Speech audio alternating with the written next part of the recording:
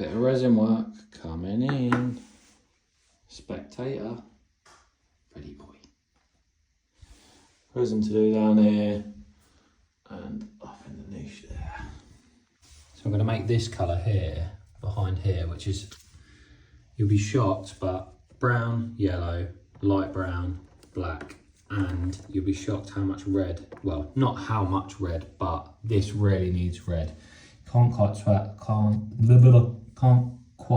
tell in the picture, but this is very pinky, corally sort of colour, so this will be the key to getting this perfect match. There's my colours, that's what I've added. It's a complete stab in the dark, but let's see how close we get with those colours.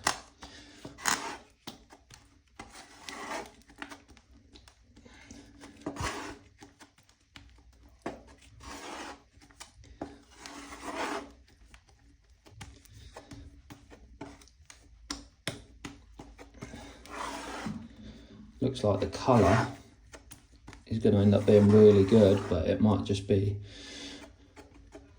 slightly on the darker shade, but that's what I'm happy with. That I can then add white pigment, or I can get some more base white off of that, get some more base white out and then keep adding this till I'm happy. But actually I'll be very shocked. Look at that. Not too bad, eh? Not too bad.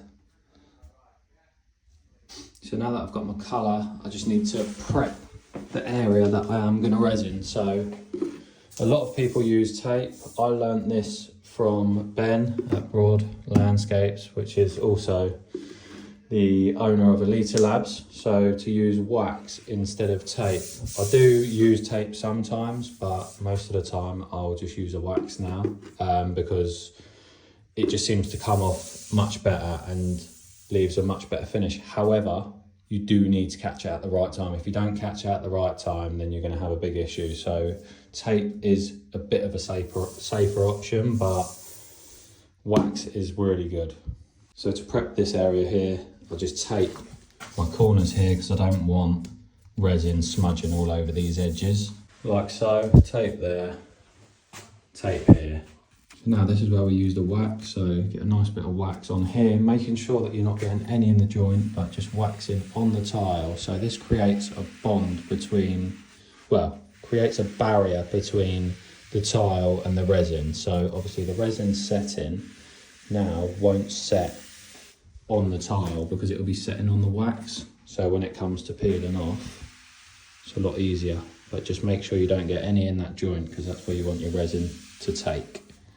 So now that we're waxed up, we can now put a little bit of hardner on the tile over here so that we know. We can take some from there to add to here. So now I can take a section of my resin to one side and make sure any last little bits of colour are mixed in, but take it to one side, keep it completely separate from what you're saving, and then we're going to take our correct amount, which is normally a pea size to a golf ball, which is around that. Mix this up very well, and then it's time to start putting it in.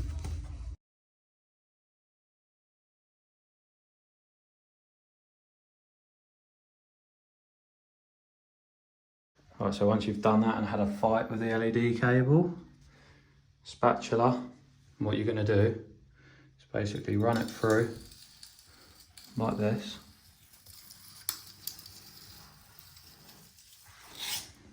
So you want your resin to look a little bit like that when you're finished. Again, this is also very important unless your desired look is to have it as one seamless joint, but I like them to look like pieces of stone essentially. So I'll take the black joint out whilst it's still wet, because getting this out when it's set is an absolute pain. Cleaning off your tools along the way is essential. Otherwise you're going to go through so many tools. So as soon as I'm finished with the resin, I'll wipe these off, because as soon as it starts to get hard or tacky, it's just ruined, and then it ruins your corner piece. And then with this, all I do is just keep checking, like a piece down here, not disturbing it. I can see that's still far too tacky, so there's still loads of time to wait. As soon as I keep touching that and it isn't tacky anymore, is then when it's time to come off. So you want it still soft, not fully set, but I'll show you in the next clip. So now it's not tacking to my finger, as you can see. Brand new fresh blade. I'll go through probably 10 of these during a bathroom like this. I'll set you up now, show you exactly what we do. We just peel it off like so, like this.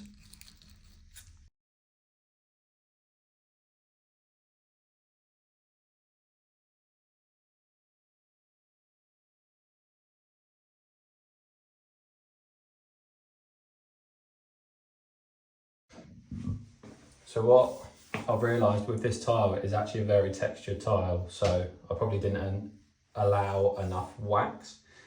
So there's been little tiny bits stuck in the pits like this, but obviously where it is still a tad tacky, I can wipe it with a wipe without disturbing this and get it all off. So even when waxing, even if it does get stuck on the tile a bit, if you catch it right, then obviously you can still get the desired look. However, obviously if you use tape, you're not going to have this issue.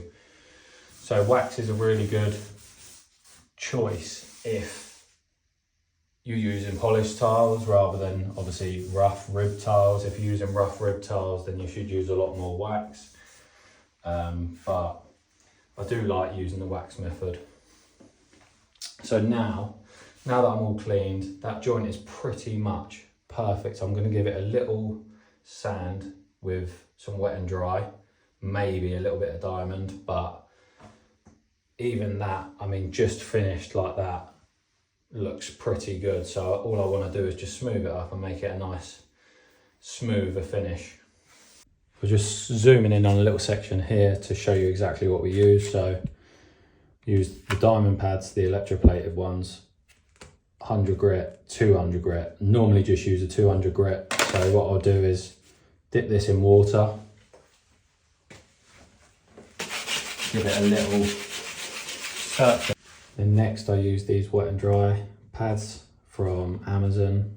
This is a 400 grit, but I've got everything up to 3000, depending on how shiny and smooth you want it to be. But again, dip it in water and then polish that edge up round again, like so.